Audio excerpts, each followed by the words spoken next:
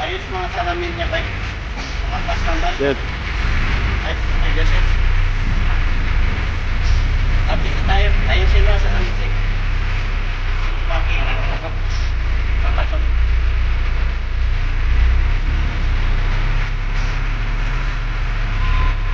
Ayan, nagkalit. Panin.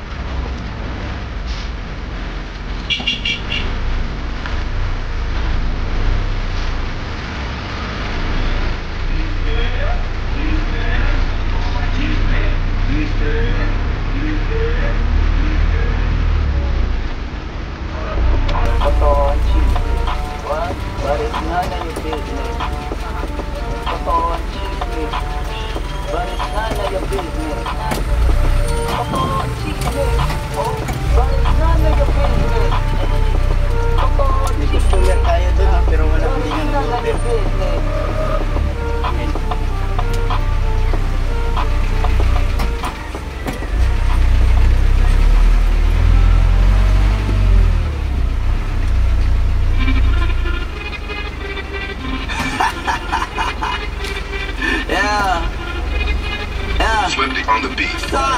Nandito ako para mangasar ng mga bobo, mga tulog. Sa amin sasakit ang mga ulo. Walang respeto, parang hindi nagmano sa lolo. Ganyan ako kaloko, wala rin akong modo. Alam nyo na subok pero gusto pa rin ma-testing. Parang mga bata na gustong makipag-wrestling. Baby pa kayo, tulog muna yan ang besting. Espada ko katana, yung espada nyo pang fencing. Anong masakit? Huwag nyo nga ako tinatry. Ako lagi lang galit, kayo puro kinakay. Yung mga budget ng Japex, gagit yan ako sanay. Kasi kahit sa inggit, kaya ko makapatay. Tuhod dibdib ulo, tama na kangising. Nakatitig na lilisik, walang awak. Gusto mo kong papagsakin na nanaginig ka pa yata. Tulog ka pa bata, wag kang lakas tama. Kaso doon si Kisi, puro kayong mga joke, pre nakakatawa. Kung magbabanta ka dapat yung nakakakaba. Pag sinipak kita pre, magmumukha ka pa. Kasi di mo ako kaya boy.